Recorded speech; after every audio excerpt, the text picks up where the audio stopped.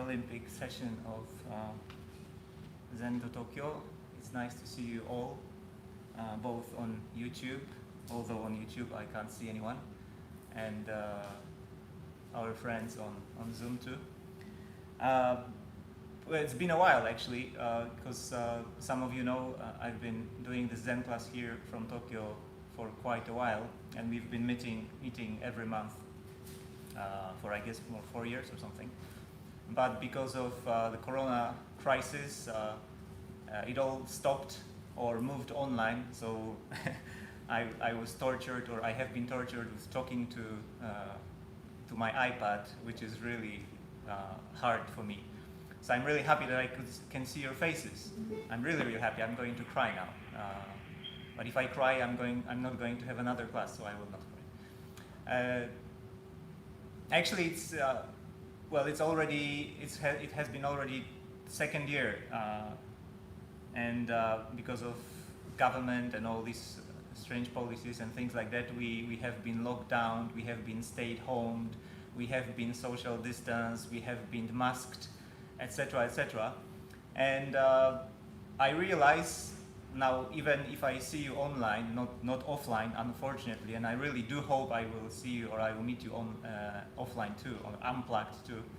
But I realize how important it is to meet a second person, another person, and how important and how precious it is to talk.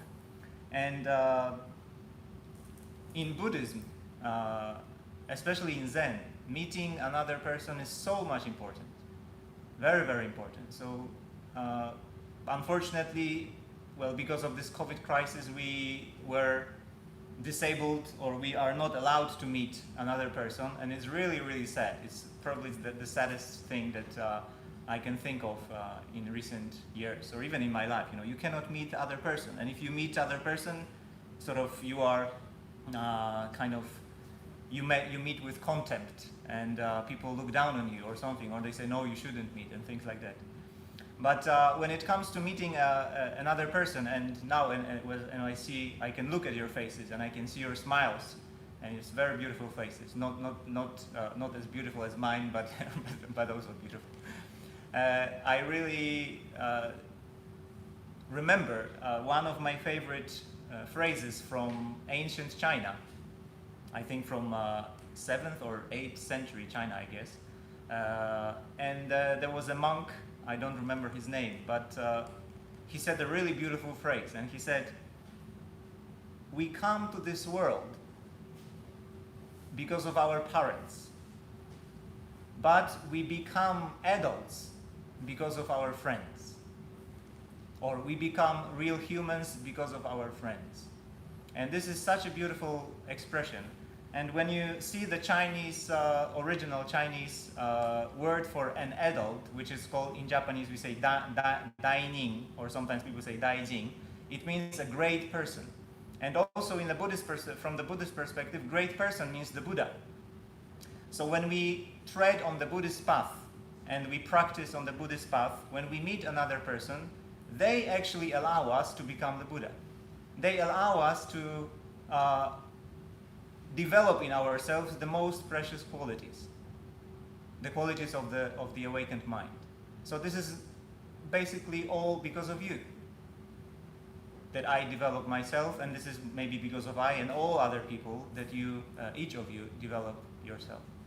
It's really precious. So when you are not allowed to meet another person, you are basically not allowed to become the Buddha, we could say. That's why meeting another person is such a beautiful thing. And I really want you to think for a while now, if you stay home, if you're locked down, I don't know. But if you have time, and really spend some time and think about what meeting of other person means to me. Is there this person that I want to meet so much? I've been living in Japan now for like 11 years. And last year, basically I'm from Poland, so every year I try to come back to my country. We also had some retreat sessions or teachings in different kind of European countries too. But last year I couldn't come back. This year I cannot come back. Next year maybe I will come back. But of course there are my parents whom I want to meet. There are my friends who I want to meet. But living abroad, and sometimes I feel like I'm not even able to convey my my thoughts because I don't speak my own language.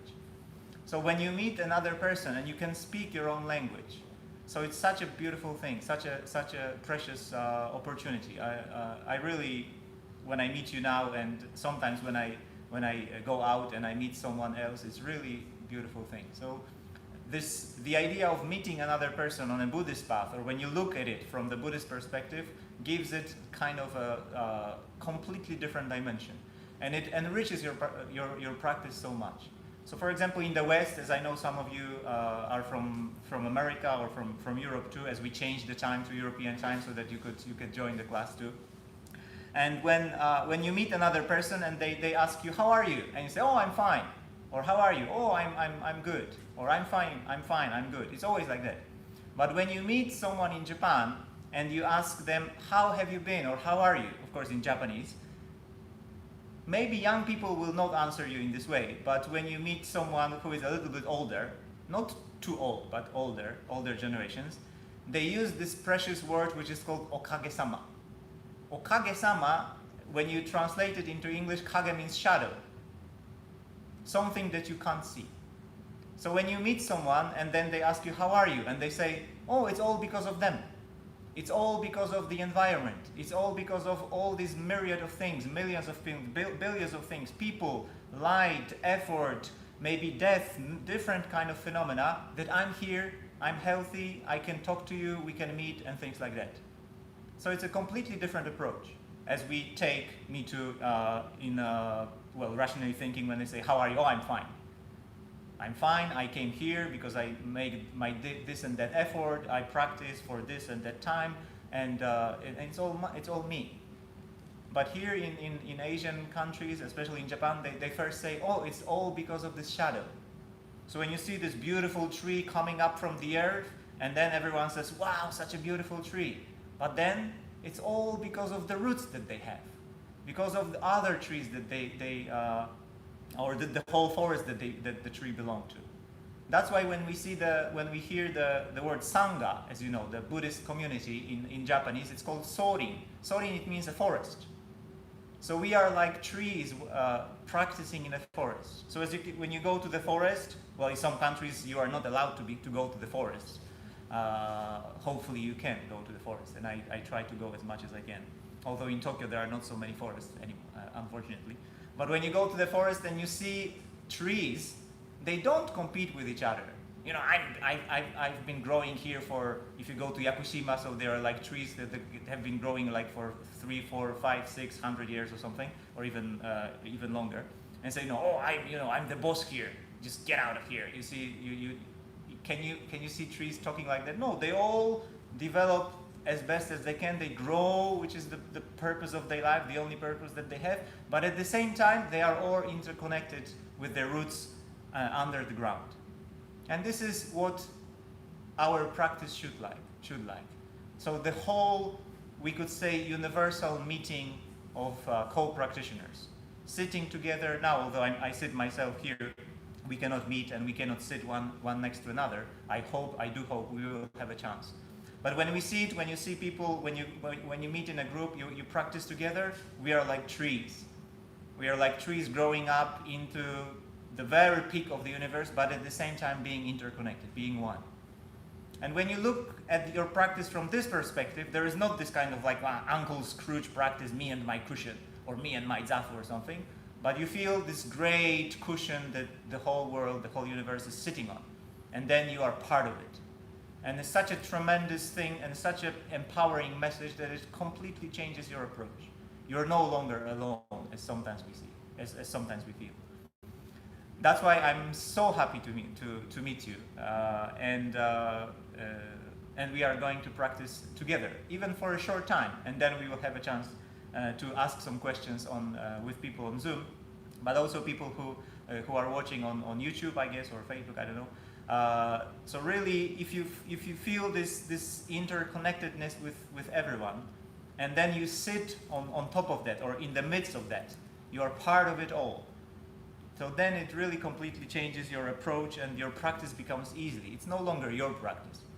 It's the practice of everything and you are part of it. And you go together grow together like the trees in a huge forest that nobody can destroy and stamp upon.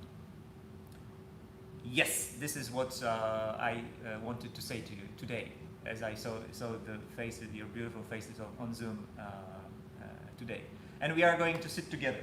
So, well, some of you practice for a while, some of you practice maybe first time, some of you are just interested in practice and haven't started yet. Some of you have been doing it for many, many years. It doesn't matter at all. Try to think at it as the big forest without counting years or hours on the cushion that you spent on, but really take the beginner mind approach and really try to spend this 20 or something minutes together in the whole sort of organic community with us, online and offline, doesn't matter. So when you sit on your cushion, if it's a cushion, maybe some of you sit on a chair or in a car. Sofa is not a good idea, but something that gives your posture a nice stability. So try to find this place where you feel really grounded and you feel really rooted to the whole reality that is sort of supporting you.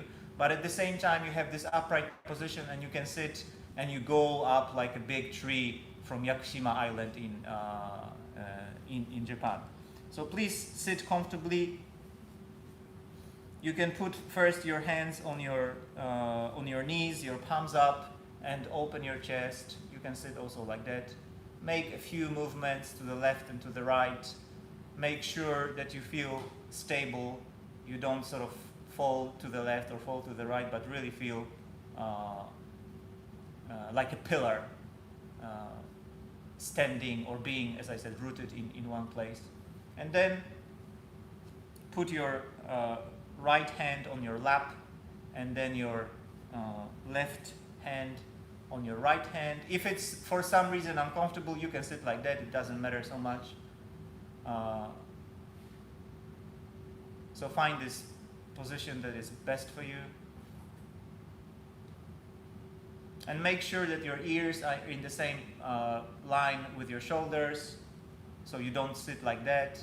Although I'm sitting in front of the camera, it's easier for me to adjust myself. If you don't sit in front of a camera, or if you're sitting instead of in front of the wall, it's more difficult. But make sure that you have this feeling tone and you sort of don't sit like that. If you feel sleepy, so after some time you start to sort of tumble down. But we are not going to sleep now. Maybe later you can sleep. So let's try to sit together. And as I always said, not in this sort of high officer, general kind of thing. So, hey, yes, I'm the chief commander. But really find this relaxation element. So you are relaxed, but at the same time, deeply rooted. Like the Dharma doll. You see, do you know the Dharma doll? The small red plump sort of thing, which is called Dharma doll. So, you know, it looks nice. It looks, as you know, Japanese say kawaii. It looks cute. But no matter how much you kick it, no matter how much you throw it, no matter how much you push it, it always comes back to the upright position. And you can do whatever you want with that, and it always comes back to the position. So this is actually the symbol for our Zazen practice. Of course, no, I'm not going to kick you. Nobody's going to punch you, but have this kind of feeling that, like this Dharma do.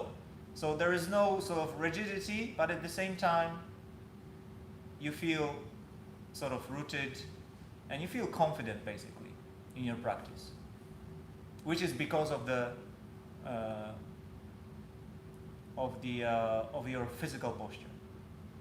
So you surrender completely. And don't close your eyes, because if you close your eyes and someone punches you, you're lost. So it's nice to open your eyes. Don't stare at someone, but just open your eyes, or keep them opened. And breathe through the nose.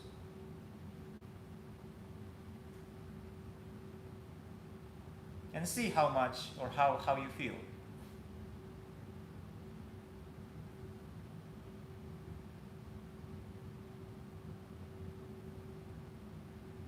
Okay? So let's try to sit.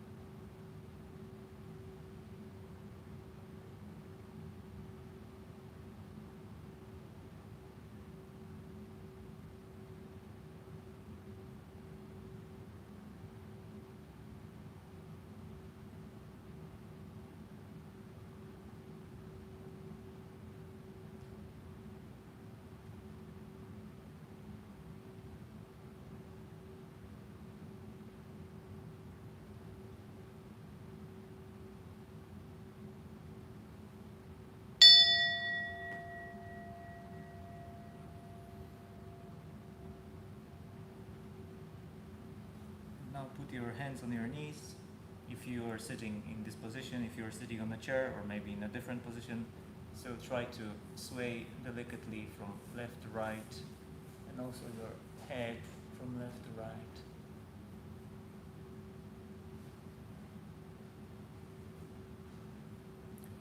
And this is it for today as far as YouTube. So thank you for joining this class. It's which day today? Which day today is it? Today is 7th day. Yes. So we are going to meet tomorrow in Japan, 7 o'clock. So at the same time as today. I hope to meet you tomorrow too at the same time. And please, if you have time, you can find the anket and fill it in. If you have any questions or comments, please let us know. And we are starting now the Zoom meeting with people who registered for the class here. So thank you, bye-bye for YouTubers, and we switch to Zoom. Thank you very much.